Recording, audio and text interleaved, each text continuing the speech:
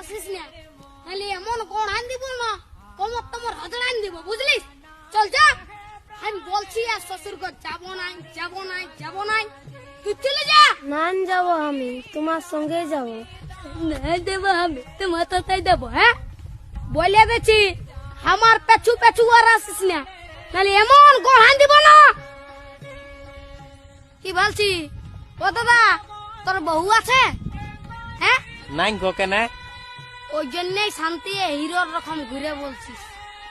আমাকে দেখ, আমার আলোক কিটিয়া পেছনে পেছনে, আমার পেছনে পেছনে আসছে, বুঝলি? দেখ তো কোথায় যাবে বউটা? তোর পেছনে পেছনে যাবে নাহলে কি আমার পেছনে আসবে? এই,